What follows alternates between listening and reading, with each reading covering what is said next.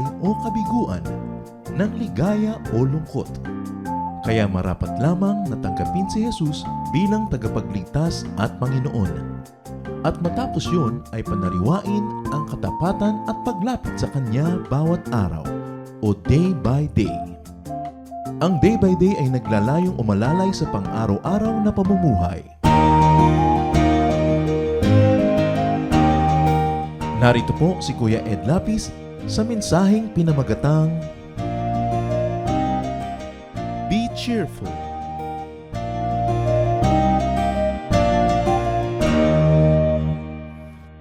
Indeed, the Lord is worthy of our highest praise. The Lord is worthy of our cheerful gratitude. Sadness is an epidemic. The treatment of sadness is already an industry. Sadness is a sickness that could be cured. Jesus wants you well. Jesus wants you happy. Ang ating pag-aaral ngayon sa patuloy na pag-unawa sa ganda ng buhay, pinag-aralan natin, pinamagatan, be cheerful. Isang uri ng pagsamba na nalilimutan natin yung pasayahin ng ating mga sarili. Salamat Ama dahil kayo'y nagbibigay sa amin ng lahat ng dahilan para kami maging cheerful. Para gumanda ang pananaw namin sa buhay at tanggalin namin ang aming mga di kailangan mga pagluluksa lagi. Turuan niyo po kami, Panginoon, ang inyong mga pamamaraan ang mailapat sa buhay namin para yung kaligayahan, kasiyahang inilaan mo sa amin, matamasa namin ng may pasalamat. We praise you, Father, for being the God and author of happiness and joy. And now we ask you to please cleanse us from all our iniquities, forgive us our sins, teach us, lead us, enable us to see your bright, your beautiful way of doing things. So be our speaker, Father. Use your servant as your instrument. Lift us up to higher levels of joy. In the name of Jesus, your Son, our Lord, we pray. Amen. What does cheerfulness do? First of all, cheerfulness laughs. Tayo'y binigyan ng kapasidad ng Panginoon na tumawa. Sa dinami-rami ng nilalang sa planeta, ang mga tao ang merong kakayahan na tumawa. Dapat ang tao palatawa. At dinedevelop natin yung talent na maging masayahin. What are things to laugh at? First of all, you laugh at yourself. Laugh at your reality. Don't always take yourself too seriously. Genesis 17, 16 to 17, an example of someone who laughs at himself. The Lord said, I will bless her and you will have a son by her. Kausap ng Panginoong Diyos si Abraham. Sarah, your wife, she will become the mother of nations and some of her descendants will even be kings. Abraham bowed to his face with his face to the ground and thought, I am almost 100 years old. How can I become a father? And Sarah is 90. How can she have a child? So he started laughing. Not much as a lack of faith, but as a comprehension of reality, that it was comic to his point of view, that God would tell Abraham, over 100 years old, and Sarah, over 90 years old, that they would still have a son. So Abraham laughed at himself, not at others. And this is what we have to learn in life, to laugh at ourselves, to learn to find humor in that which we cannot do and cannot be at the moment. Hindi yung puro tayo drama, puro tayo mga pag-aalala at lungkot na wala rin ang mga mabuting ginagawa sa ating buhay. So you laugh at your life and you laugh at your situation. Genesis 18, 10 to 12, the same story, the same episode. One of the guests was the Lord, and he said, I'll come back about this time next year, and when I do, Sarah will already have a son. Sarah was behind Abraham, listening at the entrance to the tent. Abraham and Sarah were very old, and Sarah was well past the age of having children. So she laughed and said to herself, now that I am worn out and my husband is old, will I really have such happiness? And she laughed. She did not become bitter. Hindi siya na-offend na sinasabihan siya na 90 plus years old ay magdadalang tao pa. She laughed at the whole thing. Yung kabalintunaan, yung kaimposiblihan sa kanyang pananaw, yung hindi pagkakatapat-tapat na mga bagay para tumatupad, she found it funny. And in fact, it's one of the reasons for something to be found funny. Yung parang mali. Halimbawa, isa kang tao ang laki-laki ng tenga, kaya sa comedy, di ba, papalakihin bigla yung tenga mo. Parang mali, nakakatawa. Hindi para manglibak, kundi kakaiba kasi. And you find humor in it instead of you find horror. Kung may nananakot sa'yo na ang laki-laki halimbawa ng ngipin niya, natawa ka lang, hindi ka natakot, imbes matakot ka. It's really your attitude. So laugh at your situation, not at others. Laughter means acceptance of and resignation to a harsh reality. Kaya nagtataka ang mga international news people pag nagko-cover silang news sa Pilipinas, inaanod yung mga bahay, nalulunod yung mga tao, tapos pagtingin ng camera sa mga tao, tawanan, ngitian, nagpapakyut, at hampasan ang hampasan. Sabi nila, imposible yung mga tao to. They're really incurably able to make themselves happy. And that is the secret to our survival. Laughter is a capacity for happiness in spite of. Hindi mo kailangan na maging mayaman, maginhawa para ka tumawa. In fact, mas hindi ka mayaman, mas mahirap ang kalagayan mo, mas dapat marunong kang tumawa kasi yun lang ang natira mong kayamanan sa buhay. Laughter means conditioning to be happy or at least to be cheerful. Tumatawa ka dahil masaya ka, pero kung hindi ka masaya, magtatawa ka, sasaya ka na rin. You begin somewhere, you enter the cycle through any phase, and then you begin to reverse your situation. Laugh at your life. Laugh at your season. Kung ano man ang panahon mo ng mga tagumpay, laugh at it. Panahon mo ng mga kabiguan, find reasons to laugh at it. Ecclesiastes 3:1-4. Everything on earth has its own time and its own season. There is a time for birth and death, planting and reaping, for killing and healing, destroying and building, for crying and laughing, weeping and dancing. May panahon ang lahat ng bagay, nothing is permanent. Change is always happening. Kahit nakaupo ka at nagmumukmok, hindi mo alam na babago na ang takbo ng mundo, na babago ang lugar ng mga planeta, na iiba ang pupuntahan ng buhay mo. Kaya, always be hopeful. Watch for changes and relief that the transitions bring. Pag may nagbabago, kuminsan ang iniisip natin, magiging uncomfortable tayo, mawawala yung ating ginhawa, yung nakasanayan natin matatanggal. Pero you could also be excited about new possibilities that you never had before. Especially in sad, difficult, and painful moments, sabihin mo lang lagi sa sarili mo, this too will pass. Walang permanente. Lahat nababago. Ang pwede ko lang gawing permanente yung attitude ko about God and God's love for me never changes. Change could be a great blessing, even though the transition could bring some discomfort and need for adjustment. So strengthen yourself, fortify yourself with a positive attitude, with incurable optimism, with contentment on demand. Maganda yung contentment on demand. May mga shows on demand. Kung anong gusto mong palabas, pipindutin mo lamang yung buton, lalabas yung gusto mong palabas. Dapat ganoon din yung contentment. Pag kailangan mo maging kontento, nakakaya mo dapat yun. Fortify yourself with cheerfulness that is always available. Pag may nangyayari, humanap ka ng pwedeng magpatawa sa'yo. Kasi kung maghahanap ka ng pwedeng magpaiyak sa'yo, ang dami rin. Bakit naman yun ang hanapin mo? Have a bank of happiness, a bank of happy memories from which you can withdraw in moments of difficulty. Kumbaga sa tunay na buhay, meron ka mga bank account, pwede ka mag-withdraw pag nawawalan ka ng pera, nauubos. Ganon din yun. Dapat ang dami mong kasiyahan na nakatago sa iyong isip na pag naaalala mo lang, sumasaya ka kahit nasa gitna ka ng hirap sa panahon na yon. Kaya kung pwede kang maging masaya, dapat magpakasaya ka. Naaalala niyo ba yung kung isa nag-iisa kayo, nakasakay kayo sa bus o sa airplane, tapos may aalala kayo, nakakatawa, pigil na pigil kayo dahil baka isipin ng mga tao sa paligid, kailangan na kayong igapos dahil may nangyayari sa inyo. Pero tawa pa rin kayo ng tawa. Actually, hindi naman nangyayari yung ikinakatawa nyo, naaalala nyo lang. So dagdagan nyo yung pwedeng maalala. Manood kayo ng mga pelikulang sobrang nakakatawa na kahit nag-iisa kayo, maaalala nyo yung mga eksena, tawa kayo ng tawa. Kaya naman ang manonood kayo ng horror na pag nag-iisa kayo lalo sa 2:00 ng madaling araw, maaalala nyo yung eksena, matatakot kayo.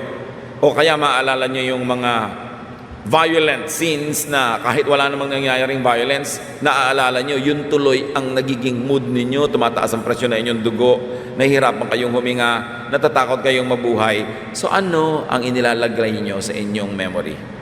Sa inyong memory bank? Damihan ang saya. Invent, create, recreate happiness. Proverbs 15:15, the poor have a hard life, but being content is as good as an endless feast. Oo daw, mahirap ang buhay ng mga maralita, pero kung matuto ang tao na sumaya sa sarili, makontento, daig mo pa ang walang katapusang piyesta araw-araw. So laugh at your comedy and laugh at your tragedy. They are just two sides of the same coin. They are parts of the rhythm of life. So learn and have contentment on demand. That's important. Pagka medyo nadidiskontento ka na, ano nga bang magpapakontento sa akin? Ang haba-haba ng pila, hirap na akong tumayo. Ano magpapakontento? At least may paa nga pala ako. Thank you, Lord. Di ba? Maalala mo. Or at least may pila, hindi agawan. Darating din ako dun sa dulo na yan at makakarating din ako sa counter. Meron kang dapat laging maalalang magpapasaya sa'yo. Or, ay, mahina nga aking mga paa. May tungkod naman ako. Or may wheelchair. O may maalalay sa akin. Or malabo ang aking mata. Pero may umaakay naman sa akin. Laging meron kang mahahanap na dapat mong ipagpasaya sa buhay. Make it your habit to be an incurable optimist. Always find hope in God's promises. Even in God's track record. In God's dealing with people. Ang mga ginawa ng Panginoong Diyos sa mga taong nasa Biblia ay pwede rin gawin sa inyo. Ang mga pangako niya sa mga taong naroon ay pwede rin nating angkinin.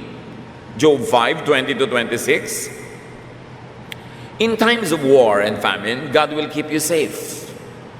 You will be sheltered without fear of hurtful words or any other weapon. You will laugh at the threat of destruction and famine. Your home will be secure and your sheep will be safe.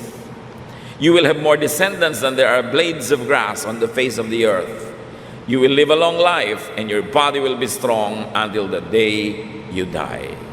Isang pangako kay Job, masama bang angkinin mo yan? Anak ka rin naman ng Diyos. Hindi naman laging automatic na sinasabing pwede mo angkinin, pero pwede mo rin angkinin. At mangyari man yun in the long future or not, kung inangkin mo ng panahon ng iyong paghihirap, nakaraos ka, nakatawid, nabuhay ka for another day, to live, to see a day when you can be stronger and more prosperous and happier. Ang mahalaga lang naman sa buhay, mga kapatid, malampasan mo isang madilim na gabi, matawid mo ang isang malakas na agos ng ilog, mapagtagumpayan mo ang isang pagsubok sa oras na yon, at bukas, malakas ka na uli, tuloy na naman ang buhay. Hindi ka dapat mabara, mabalakid, mahinto, dahil sa isang pansamantalang inconvenience. Kaya dapat nilalakasan ng loob. Punuin natin ang ating puso ng mga things to hope for, to pray for, to be positive for, and this mainly are God's promises. God's dealings with people. Kung paano nagligtas ang mga tao sa mga kagilagilala sa mga paraan, sa mga imposibleng sitwasyon. God is the same yesterday, today, and tomorrow. And God's kindness to the people in the Bible is the same kindness that could be extended to you. Why not? Claim in faith. At hindi man lubos o buong maibigay sa iyo sa oras na gusto mo, at least part of it will be yours. Even just the positive spirit and the strength that it gives and the strength that you get from hoping. That too is a blessing. So laugh, be positive even at suffering. And the blessing it brings, laging may blessing. Walang ibibigay sa iyo ang Diyos ng walang kakambal na blessing. So titingnan mo lagi yung kakambal na blessing. Kahit yung nakaharap sa iyo hirap, pagdurusa, merong kakambal yun. Romans 5:2-3. Christ has also introduced us to God's undeserved kindness on which we take our stand. We are happy as we look forward to sharing in the glory of God. But that's not all. We gladly suffer because we know that suffering helps us to endure. Hindi lang yung mga pangako ng Diyos na darating pa sa kinabukasan ang nagpapasaya sa atin, kundi pati hirap ngayon na kahit hirap yon, nagpapatibay naman sa atin. Mga hirap na nadaranas natin na tuloy lumalawak ang pangunawa natin sa mga naghihirap. Mga hirap na nagpapalaki ng utak natin at puso para maunawa, matulungan ang mga nahihirapan din. That alone is a blessing.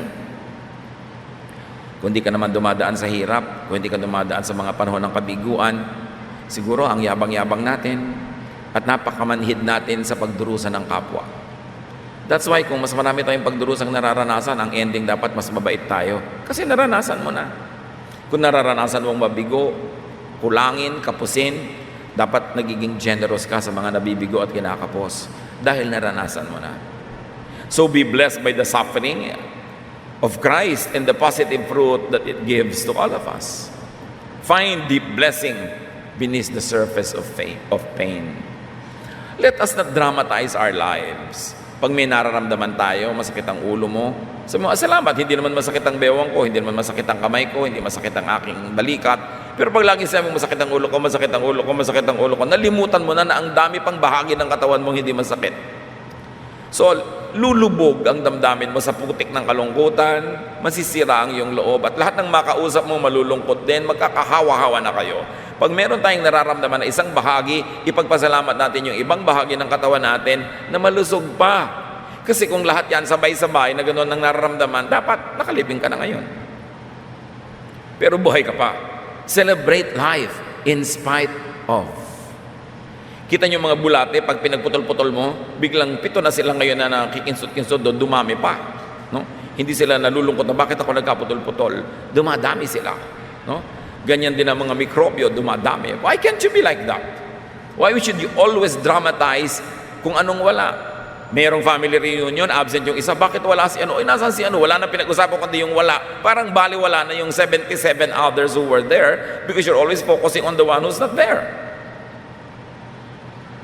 Let us be cheerful about life. Life can never be perfect, but you can have a good attitude even about the things that you lack, that you will even feel rich. How about the wonder of cheerfulness and laughter? Ano nga ba talaga ang kamangha-mangha? Pag ang tao, cheerful. Yung magaan, palangiti, naghahanap ng ikasisiya.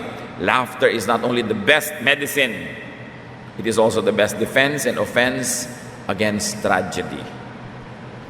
Kaya natin yon. Ang laki ng puso ng Pinoy, kaya niyang lumungkot at sumaya sabay. Meron ako dating in-officiate na libing. Talaga namang halos maglupa sa iyo mga namatayan. Talagang tigmak ng luha ang kanilang mga mukha. Pulang-pula ang mga pisngi sa kaiiyak. Tapos lumayo-layo ako para igalang yung event because it's a very close family and they were having a funeral, and after I did my work as a pastor, I moved away, went to a shade of a tree. At hindi pa ako nakakarating doon sa pupuntahan kong puno, nagulat na lang ako at bigla ako napalingon dahil ang bigla ko narinig, nagkantahan lahat sila ng happy birthday. Iyakan sila, iyakan. Bigla nilang naalang, ay, birthday nga pala ni yung isang anak. Bigla silang, happy birthday to you. Doon mismo sa tabi ng puntod. Kaya natin yun. Na meron nga palang panahon para sumaya rin, meron din panahon para kumanta ng happy birthday kahit may inililibing. Dahil sa atin namang pamilya, may namamatay, may nabubuhay, may inililibing, may ipinapanganak. Life goes on. At hindi ba tayo mga Pilipino, pag naghahabol ng bus, nakatawa. Pag nadulas, natawa because we laugh when we are embarrassed. Mga Western people, when they get embarrassed, nagagalit sila. Yung mukha nila sisimangot, may sisigawan silang somebody, tayo tatawa. Magandang defense. Proverbs 17:22, if you are cheerful, you feel good. If you are sad, you hurt all over. Suriin nyo yung verse. Cheerfulness is in the heart. Because you're cheerful as a matter of attitude, you will feel good. Yung feelings mo, bunga na lang ng attitude mo. If you are sad, yun ang attitude mo, ang feelings mo, you will hurt all over. At napatunayan yan, at patuloy na papatunayan ng mga researches, mga pasyente sa mga ospital, pareho ng sakit, pareho dapat ng pain, pero yung masasayahin, mas konti ang nararamdamang sakit. Mas mabilis gumagaling, yung katawan nila mas nagre-respond positively to medication and to therapy because they are cheerful. Yung paglalapit ang nurse, wow nurse, ang ganda naman ng damit mo, puti-puti ng damit mo. Anong almero lang ginagamit mo? Ganyan, pinapakailan mo pa pati kung paano na-plancha ang damit ni nurse. Pero pag ang nurse darating, sasabihin naman ibang pasyente, eto ka na naman, sasaktan mo na naman ako. Anong gagawin natin? Same procedure, hindi gumagaling yung ganun. Paano ka gagaling lagi kang nakasimangot? No? Paano ka gagaling kung lagi kang nakareklamo? Pag nagre-reklamo ka kasi, may mga ibang problemang lilipad-lipad sa paligid na dinigre-reklamo ka, sa'yo din dadapo. Kasi ang gusto ng mga problema, yung mga reklamador. Ayaw ng mga problemang dumapo sa masasaya. Ayaw kung dumapo dito, hindi tayo papansinin. No? Yung pipitik-pitikin lang tayo niyan, hindi tayo iindahin, i-ignore tayo. Siyempre, ang mga sakit, ang mga problema, gusto nila, ine-estima sila. Lilipad-lipad siya, ay, ito tong nakasimangot, ito tong reklamo ng reklamo, dapuan natin. Pag dapo mo, ayan, sumakit na naman ang siko ko. Kita mo, ramdam niya agad, no? Pag-uusapan niya yan, lahat ng taong darating, sabi niya, masakit ang siko ko, masakit ang siko ko, ite-text niya yan, itatawag niya yan, i-email niya yan, masakit ang siko ko. Sa kanya tayo kumapit forever. Ganun naman eh, kayo pumupunta kayo sa bahay ng may bahay, pag hindi kayo ine-estima, gusto niyo bang bumalik? Hindi. Ganun din yung sakit. Ganon din yung problema, ganon din yung mga suliranin at mga malas sa buhay. Pag lagi mong pinapansin, pinag-uusapan, nirereklamo, hindi kanya babalik, aalisan, babalik-balikan kanya. Ipamamalita pa sa iba, hoy, halika kayo dito, kayo dumapo. Kaya hindi nyo napapansin yung mga taong sinasabi na inaalat, lalo nagkakaalat-alat. No? Because you attract what you complain about. Stop complaining.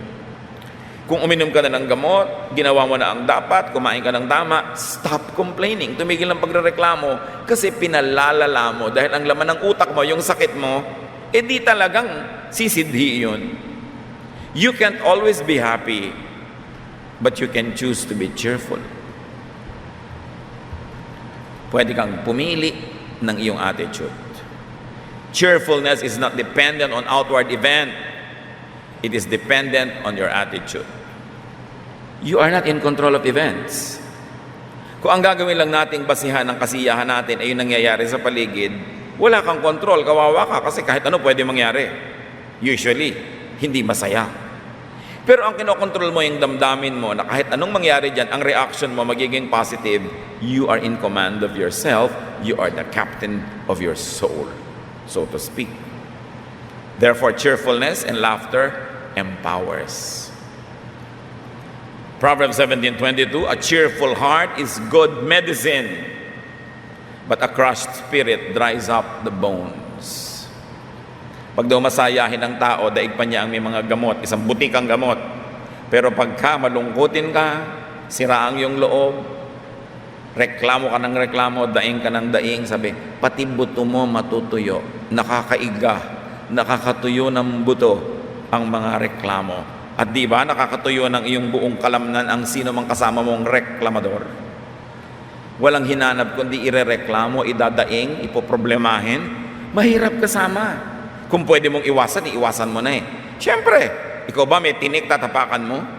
Meron ba naman pambigti, magpapabigti ka? So, gusto mo bang kasama yung taong walang ginawa kundi dumaing ng dumaing? Pati mga problema mo rin, dadagdagan niya ng problema niya. Hindi ka naman matatanong kahit kailan, ikaw, kumusta ka? May nararamdaman ka ba? Hindi. Pag nakita ka, tatambakan ka niya agad ng lahat ng problema niya. So, iwas talaga ikaw pag nakita mo yun. Natural. But cheerfulness is self-help. It is first aid. It is even surgery. It is definitely an antidote, defense and offense against all kinds of illnesses, and it's a powerful survival mechanism. Habang kaya mo pang tawanan ang buhay, hindi ka pa pwedeng pagtawanan ng buhay. When you can shrug it off and laugh it off, even make fun of it, you are indomitable. You are unconquerable. So you turn tragedy into comedy.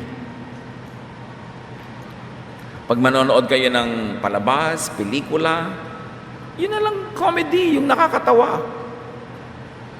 Talaga naman eh. Sabi nila, pag natatawa ka, yung heartbeat mo nag-i-improve, blood circulation mo nag-i-improve, pati facial expression mo nag-i-improve. So mamimili ka lang ng comedy o drama, comedy o horror, comedy o suspense. Dapat comedy yung pinapanood mo. Horror, drama, suspense, it's bad for your body.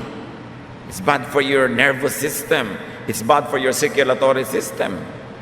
And yet, you pay to watch these things. Mahirap na gano'n, naghihirap ang loob mo, yung kapapanood mo mga dula na tuloy-tuloy. Kaya sa radyo yan o sa TV, yung ang haba-haba, lagi ang ending, yung galit na galit ka doon sa masama, tapos bukas pa uli yun, magkakaroon ng solusyon. Imagine, 24 hours ka nag-aabang kung paano mapaghihigantihin itong napakasamang babaeng ito. Dala-dala yun ang puso mo kahit nagigisa ka, namamalansya ka, natutulog ka. May isang kwarto ng puso mo na yung laman, yung galit dito sa babaeng ito. Kaya nung araw, yung si Belia Flores, kilala nyo yan na dating sikat na kontrabida nung araw, sa totoong buhay, pag naglalakad siya sa maraming kalye sa Manila, yung mga matatandang babae, hinahabol siya at hinahampas siya ng payong. Napakasama mong babae, hinahampas talaga siya. Dahil sa kanyang mga roles. Yung may galit kang ganun dahil lang nanonood ka, bakit kayo manonood ng nakakagalit? Hindi pa ba sabat yung nakakagalit sa mga kasama nyo sa bahay? Bakit ka manonood ng horror? Hindi pa ba sapat pag nananalamin ka? Bakit kailangan mo pa ng tulong para ka lang matakot? Ba't titingin ka sa maganda, sa masaya, para ang buhay magaan? Psalm 35, 27 to 28, let all who want me to win be happy and joyful. From now on, let them say, the Lord is wonderful. God is glad when all goes well for His servant. Then I will shout all day, praise the Lord God, He did what was right. Yan dapat ang mga lagi natin pinagbubunyi, praise God, salamat. Kumusta po kayo? Praise God, yung isa kong paa dito gumagaling na. Kumusta kayo? Praise God, yung isang anak ko nandyan. Yung isa pong wala, darating din yun. In God's time. Hindi yung, naku, nandyan nga yung isa, wala naman yung isa. Hindi nakaka-praise sa God yun, yung lagi ka nagre-reklamo. Celebrate good things. Turn ungood things into items for celebration. Turn a disadvantage to an advantage. Pwede yun. Kaya natin yun with God's help. So find the bright, light, funny side of things. Nag-picnic kayo, naiwan ng pagkain, may nakakatuwa din doon. Sabi nyo, fasting pala ang gusto ng Panginoon para sa atin ngayon. O di fast kayo. Kaysa mag-away-away kayong lahat at magsisihan. Laging humanap ka naman ng ibang ikakatuwa mo. Proverbs 15:30, a friendly smile makes you happy, and good news makes you feel strong. Pansinin nyo, good news makes you feel strong. Nakakapagpalakas ang magandang balita. So paano kayo lalakas kung nanonood ka ng mga balita sa TV, babae, tinadtad, inilagay sa drum, sinilaban, nilagyan ng semento at hinulog sa dagat, hindi yata nakakapagpalakas yun ng loob. So pinipili mo din yung pinapanood mo. Pinipili mo ang balita na tatanggapin ng iyong tenga. Pag eto na yung isang chismosa mong kapitbahay dumarating, talagang yung bunganga niya parang magsisimula ng mag-perform. Stop it. Kung chismis yan, I don't want to hear it. You're entitled to choose what you'll hear. Because good news makes you feel strong. Baligtarin nyo yun. Bad news weakens you. Kaya napaka-unfair po natin mga kapatid kung ang lagi nating balita sa kapwa natin yung bad news. Tatawag yung anak nyong nasa abroad, ang news mo agad, malapit ang enrollment. Bad news, di ba? Ang bahay natin, natanggal yung isang bubong. Bad news. Wala na bang good news na ang ganda na pakiramdam ko ngayon, ang mga talong natin namumunga, di ba? Na yung kotse natin ngayon, malinis. Ang dami namang good news pero bakit lagi kang dadaing? Bakit? Para mabigyan ka, di ba? Kaya yung kumisan wala nang madinig yung mga OFW kundi daing. Kasi ang ibig sabihin nun, bigyan mo ko. Good news naman. Pag magte-text ba kayo sa mga kamag-anak nyo abroad, yung mga tatay nyo o asawang marino na bihira na makakuha ng signal sa gitna ng dagat, paglabas pa ng signal, send me money. Bad news. Wala ba man lang na we love you, puro lagi problema na lamang bang alam nating ibigay sa mga naghahanap buhay para madagdagan yung padala nila? Kailan tayo magiging good news sa kapwa? Tayo ba yung kamag-anak na pag yung mukha mo nakita na kamag-anak ko sa pinto, ibig-ibig niya isara? Kasi bad news ka. Lagi ka nalang mangmumolestya, manghihingi, mangaabala, lagi ka nalang may problema. Kaya yung mga kamag-anak kami, mga ranggo, lahat ng kaibigan, kamag-anak, yung darating may problema. They'll get into a fight, they want you to settle it. Nakulong ang anak nila, gusto lang ilabas mo dahil lang meron kang konting posisyon. Nagka-problema sila, gusto lang ikaw lumutas. Let us give good news to people. It's a good ministry. Kaya nung bumaba ang mga anghel, sabi niya, good news to men. peace on earth. Ang si Jesus, good news. Kaya yung gospel, good news. Let us be serious about ministering to our loved ones by giving them good news. Marami naman eh. Huwag lang laging bad. So minister with your smile. Ano kahirap ngumiti? It's a ministry. Lalo ang ngingitian nyo yung mga tinatawag nating medyo hindi matataas ang ranggo sa mga trabaho. Pupunta ka sa isang banyo sa mall, may linis doon ang linis. Ngitian mo man lang. Reward with a genuine smile and you say, thank you. Kahit na alam mong sinusweldohan naman siya para gawin yun, gaano kahirap sa'yo para magpasaya ng kapwa? Ang maganda pa nun, pag nagpapasaya ka, papasayahin ka rin ng langit. Ang tunay na kabutihan na ginagawa mo sa hindi makakapagsukli dahil hindi niya kaya, langit ang nagsusukli nun. At kahit hindi ka suklian ng langit, kaya may naibigay ka na dahil naunahan ka ng advansan ng langit eh. Kaya ka nga may maibibigay na. So minister with your cheerfulness. Pagka nalagay ka sa isang pamilya, sa isang sitwasyon, sa isang kalagayan, isang lugar, isang oras na parang malungkot, be an agent of happiness. Change the topic. Pagka parang mag-aaway na yung mga kasama mo sa dining table sa pinag-uusapan, you be an agent of happiness, change the topic. Pagandahin mo ang usapan para humupa ang mga kalooban, tumahimik ang lahat. And of course, you benefit from other people's laughter. Hindi naman laging may masayang nangyayari sa buhay mo, pero somewhere in your barangay, may gumraduate doon with honors, meron doon sa wakas, nagkaanak yung pamilya na yon, sa wakas, nagkaganito at nagkaganon, laugh with them, celebrate with them. Sa Korea daw ngayon, sobra ang competitiveness dahil sa giging sobrang materialism, that there's one article about this country that said that Koreans begin to have indigestion when their neighbor repairs his house. Yung pag nagpapagawa na siya ng bahay, gumaganda, sumasama na ang pakiramdam ng kapitbahay dahil parang maangatan na siya, malalampasan na siya, gano'n na daw yung competitiveness dyan. Ano ang nararamdaman ninyo pag yung pinsan ninyo gumraduate, pero kayo hindi? Pupunta ba kayo sa celebration? Go, celebrate! Kaysa magmukmuk kayo sa sulok na naiinis kayo, do you think makakagraduate kayo kamumukmuk? Pag may magandang bahay ang inyong kapitbahay o kamag-anak, pinuntahan nyo, ina-appreciate nyo ba? Alam nyo, kitang-kita kung sino yung naiinggit. Yung ang ganda-ganda ng damit mo, pagod na pagod kang ayusin, alam mo, ang ganda-ganda mo nung araw na yon, tapos yung kumari mo nung makita ka, wala lang. Yung nagtataka ka, hindi man lang niya ako pinuri, inggit yun. Kasi kung hindi ka naiinggit mo, ang ganda mo naman yata ngayon, di ba? Meron naman magkakaibigan, nung nakita yung boyfriend nung isa, parang walang sinabi, pero yung pala talagang very handsome yung boyfriend, nainggit. Hindi man lang sabing, wow, para namang star yung boyfriend mo, ikaw mukhang alalay. Di ba? Yung makapansin man lang yung boyfriend mo na ganyan, wala. Kaya kitang-kita may mga inggitera, hindi sila marunong pumuri. They ignore your achievement. But do you think they're happy? Do you think you'd be happy if you have that kind of behavior? Celebrate. Makisaya tayo sa achievements ng iba. Don't compete with people. Then dumadami yung source ng happiness mo. Merong isa, huy, ba't ang saya-saya mo? Yung anak kasi ng kapitbahay namin, first honors gumraduate. Bakit? Anong kinakasaya mo doon? Ano gusto mo? Lumungkot ako? Diba? So, nakakasaya. Psalm 16, 10 to 11, I am your chosen one. You won't leave me in the grave or let my body decay. You have shown me the path to life, and you make me glad by being near to me. Sitting at your right side, I will always be joyful. So sinasabi ng umawit sa Panginoon, you're always near me. You make me glad just by being near me. Sitting at your right side makes me joyful. Pero alam niyo naman mga kapatid, hindi lang naman siya ang may kapiling sa Panginoon, kapiling din natin ang Panginoon. Kung nasasabi niya na basta kasama ko kayo, sumasaya ako, hindi ba tayo pwedeng sumaya? Maalala lang natin na kasama natin lagi ang Diyos. Di ba nakaka-insulto yun nung nandyan ka na, ang lungkot-lungkot pa ng nanay mo at yung favorite anak pa niya, inaabangan niyang dumating? Yung parang nai-ignore yung presence mo?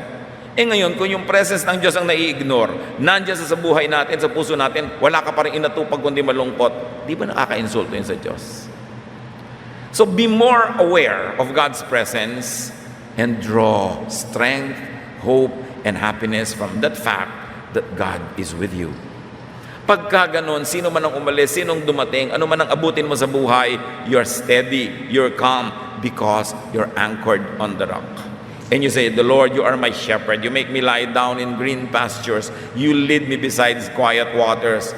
You restore my soul. In spite of what other people try to do to me. So find happiness in God's presence. Pag doon tayo nagbase ng kasiyahan, hindi ka mauubusan because God is always present in our lives. And remember, he who laughs wins. Proverbs 18:14, being cheerful helps when we are sick, but nothing helps when we give up. Pagka daw ikay masayahin, natutulungan ka, lalo sa oras ng iyong karamdaman. Pero, kung susuko ka na, hindi ka nalalaban, wala ka ng pag-asa, wala na rin pwedeng tumulong sa iyo. So, huwag magdrama. Huwag magmukhang libingan. Habang buhay pa tayo, hindi tayo dapat magmukhang libingan. Dahil napakahaba ng panahong malilibing ka, hayaan mo na magsimula yon. Pag talagang nandun ka na, ngayon buhay ka pa, ang sikapin mo, mabuhay ng todo. Pasayahin ang sarili, pasayahin ang kapwa. It is so unfair. Pag lagi mong pinapalungkot ang kapwa, idinadamay, lagi mong dinadaingan, tinatambakan ng mga problema. Bakit? Siya ba walang problema? Siguro hindi lang pala daing. Ikaw lang ba ang may sakit? Siya ba wala? Pero bakit kailangan nating palungkutin ang kapwa? Happiness brings out laughter. And laughter can induce happiness. Cyclical. Happiness heals. Nakakapagpagaling talaga yan. Psalm 126, 1-2. It seemed like a dream when the Lord brought us back to the city of Zion. We celebrated with laughter and joyful songs. Marunong dapat tayong ganyan mag-celebrate. Create joint activities and situations that induce and release laughter. Sumali sa mga katuwaan, sa mga kwentuhan, tawanan at mga biruan. Huwag yung lagi kang kala mo suplada, kala mo kalaging puwera. Be happy. Babaw-babawan ang sarili para mas madali kang maabot ng grasya. Magbasa ng mga masasayang babasahin. Pumili ng masasayang paksa. Di ba, ang bangus man, ibabad mo sa suka, umaasim. Ang pork chop, ibabad mo sa tamis, tumatamis. Saan mo ibababad ang iyong sarili? Sa lungkot o sa saya? Kasi magiging ganun ka. So, piliin ang mga paksa, piliin ang mga inuubusan ng panahon, ang pinibigyan ng pansin, kasi magiging ganun ka. Proverbs 15:13, happiness makes you smile, sorrow can crush you. So why volunteer to be sorrowful? Condition and induce yourself to be happy. Lumikha ka ng kasiyahan. Why? Because God wants you happy. God doesn't want you sad. Doesn't want you to be sad. So being happy is also a duty. Pag masaya kang ina, di ba masaya kang asawa? Mapapasaya mo ang asawa mo at mga anak mo, pero pag miserable kang babae, magiging miserable kang ina, miserable ka ring asawa. Pagka masaya kang anak, nakakapagpasaya ka ng magulang. Pag miserable kang anak, everybody's miserable. So, i-career, maging happy. Pagpasok mo sa bahay, hahanap ka na, ano kaya mapupuri ko dito? Hindi, bakit ito marumi? Bakit yun marumi? Naghahanap ka ng ipipintas. Pag nagdala sa'yo ng girlfriend ng anak mo o ang iyong pamangkin, ang ihahanap mo, pintas, ba't hindi ka maghanap ng puri? May ikakapuri niya. Sasabihin ko, ano po tingin niyo sa girlfriend ko? Mukhang mabait. Di ba? Mapuri mo malang na ganon. Anong tingin niyo po sa kutis niya? Mukhang mabait. Anong tingin niyo sa kanyang buhok? Di ba mukhang mabait? Dahil at least yun ang pinupuri mo. Ano sasabihin mo? Mga kapintasan. Lalo yung iniibig na ng inyong mga anak, ng inyong mga apo, pipintasan nyo pa ng pipintasan, sa inyo lang maiinis yung sarili nyo kamag-anak. At may mga pamilya, walang ginawa kundi pintasan ng mga in-laws, pintasan ng girlfriend ng kanilang pamangkin, pintasan ng asawa ng kanilang anak. Naiinis tuloy sa kanila yung sarili nilang kamag-anak. Lumagay tayo sa lugar para mas masaya ang buhay. And remember that happiness is a gift from the outside, but cheerfulness is an attitude from within. That's why you say, you cannot always be happy, but you can strive to be cheerful. Receive your happiness, but the cheerfulness you create. Ikaw ang may kasalanan pag hindi mo napasaya ang sarili mo. Happiness brings cheer. Cheerfulness extracts happiness from the universe. Kung paano mo pinipiga ang kalamansi at pinapalabas mo yung katas, ganun pinipiga ang sandaigdigan para lumabas ang happiness. Pag cheerful ka, walang magagawa ang daigdig kundi ibigay sa iyo yung happiness kasi yun ang hinahanap mo. Di ba sabi, ask and it will be given you. Seek and you shall find. Knock and the door will be open to you. So what you are having now is actually what you have been asking for. So if you like what you have to change, ask what you ask for and ask and change the way you ask and change the way you interact with God. Magpasaya ka ng kapwa. Napakahalagang mission sa buhay ang magpasaya ng kapwa dahil ang daling magpalungkot. Make it your mission to make the person close to you, people who are there loving you, to be happier with your attitude. Aming Diyos, hindi naman mahirap maisip na gusto mo kami maging masaya. Turuan mo kaming lagi lang maalala ito, that to be happy is an act of worship because you want us to be happy. That happiness, cheerfulness are both choices we can make. And you have given us a free will to make such choices.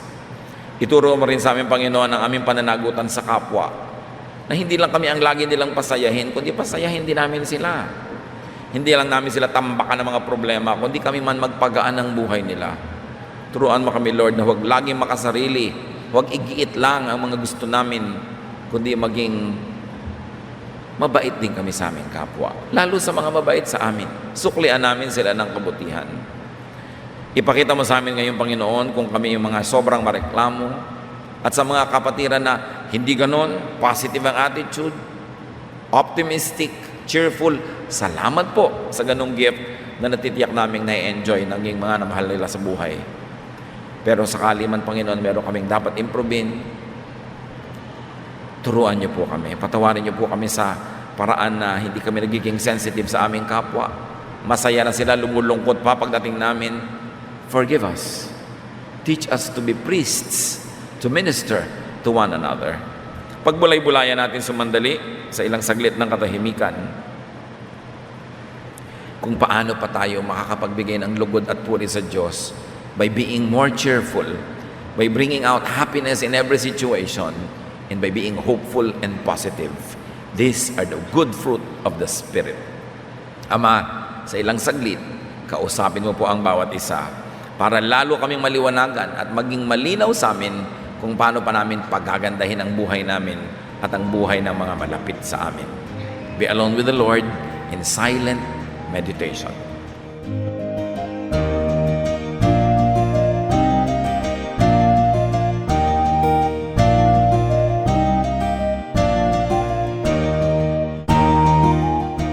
Ang katatapos pong mensahe ni Kuya Ed Lapiz ay pinamagatang Be Cheerful.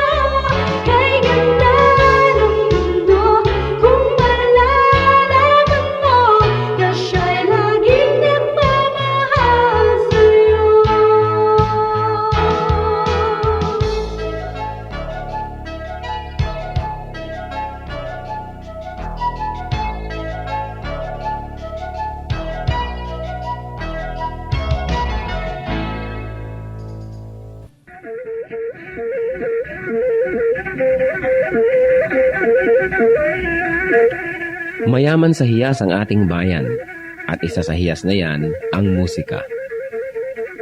Napakaraming nalilikhang tunog ng mga Pilipino mula sa iba't ibang instrumento. Narito ang palendag, instrumentong pangmusika ng mga Maguindanao sa Cotabato.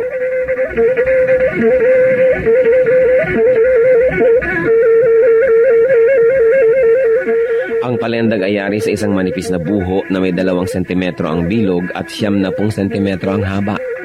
May 4 na butas ang palendag, isa sa ilalim para sa hinlalaki ng tumutugtog at 3 naman sa ibabaw para sa iba pa niyang mga daliri.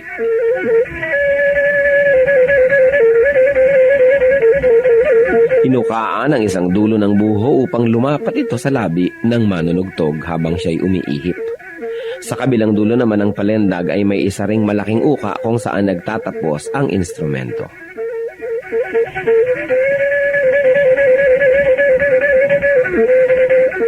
Ang pagtugtog ng palendag ay pawang improbisasyon ng manunugtog.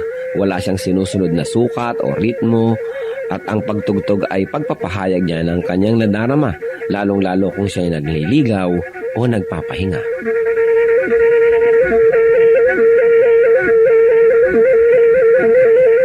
Ang musika ay wika ng kaluluwa. Ang ating musika ay marapat lamang na pag-aralan, kilalanin, at tugtugin sa karangalan ng Panginoong Hesus. Ang palendag ng Maguindanao sa Cotabato.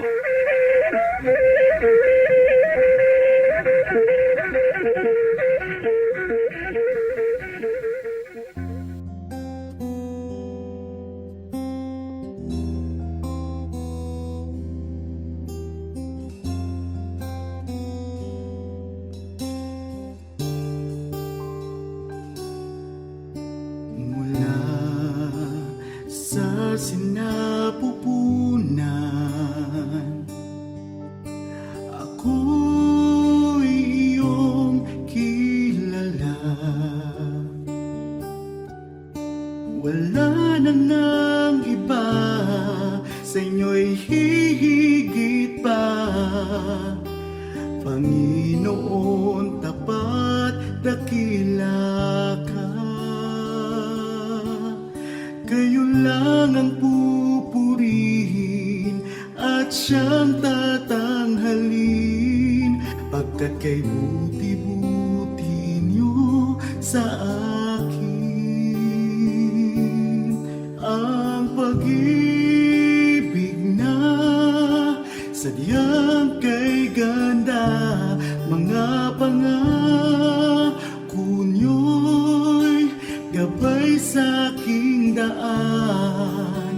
Walang makapapantay sa anak ninyong alay. Ang pag-ibig niyo'y sapat kailan pa man.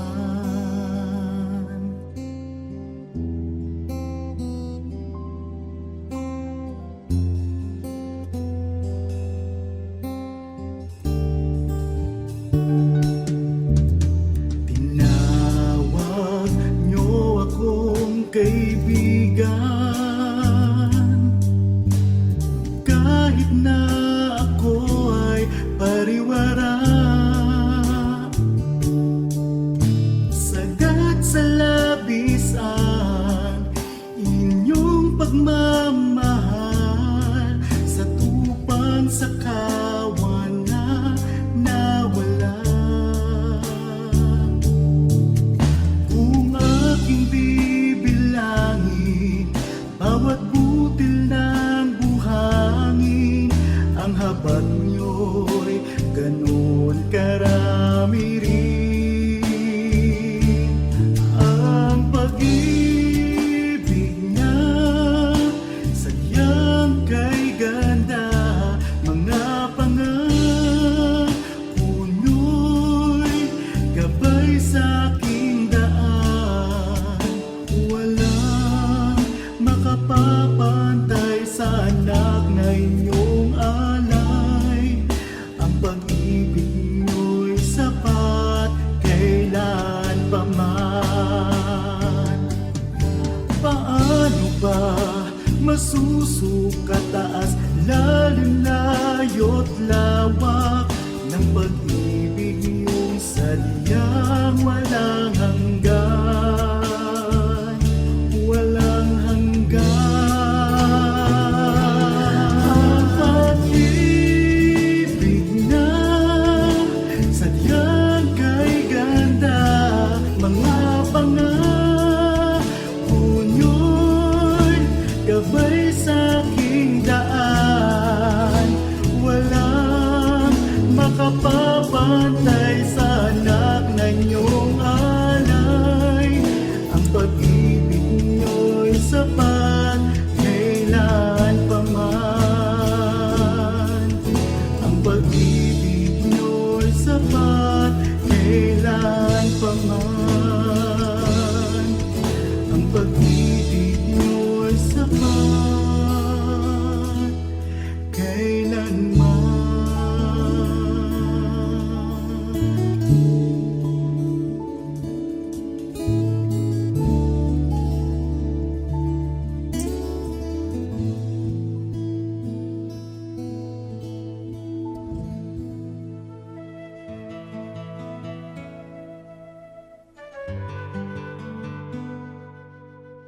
Bakit marami sa atin Kastila ang pangalan?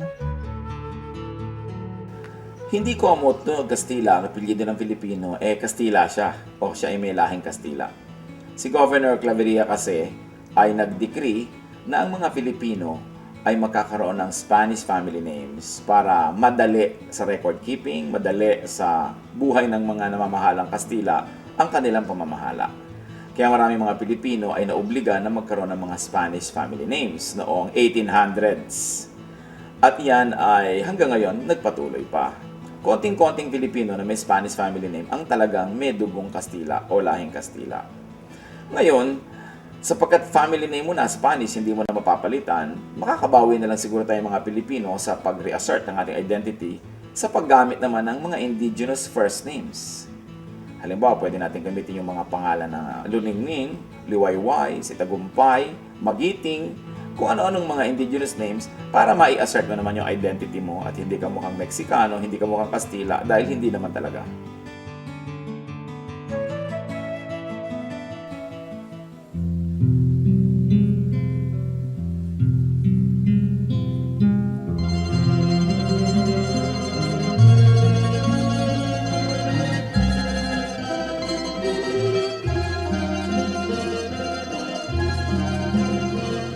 Nagdaan ng kahapon, iniwan ang layon, subalit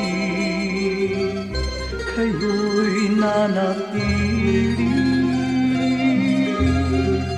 Ako'y piring man sa bukas, tadhana'y lumipas, panatag sa inyong kanlili. O Jesus, sa ulayaw, hatid sa aking buhay, nagkapay sa paglalakbay.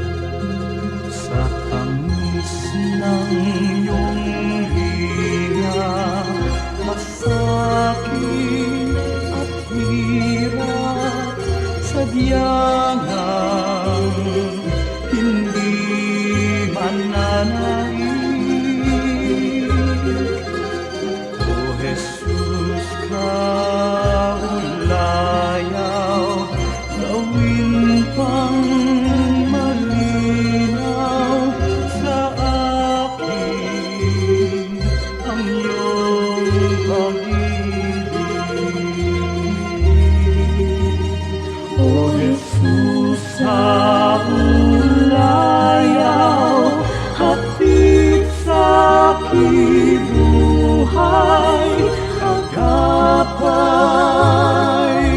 sa paglalakbay. Kaibigan kang tunay, tagli ang karamay, kailan may di mawawalay.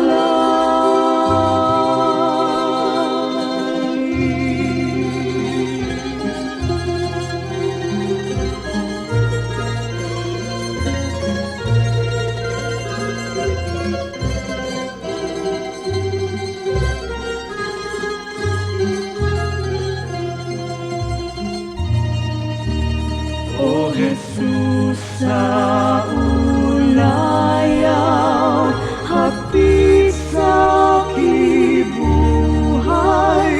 sa tuwin ay lunas ka sa aking lumbay, sa pag-ibig niyong alay, nasakdal dalisay ang puso ko'y humihimlay. O Jesus, sa ulayaw, hatid sa kibuhay, agapay sa paglalakbay. Kaibigan kang tunay, tagli ang karamay, kailan may di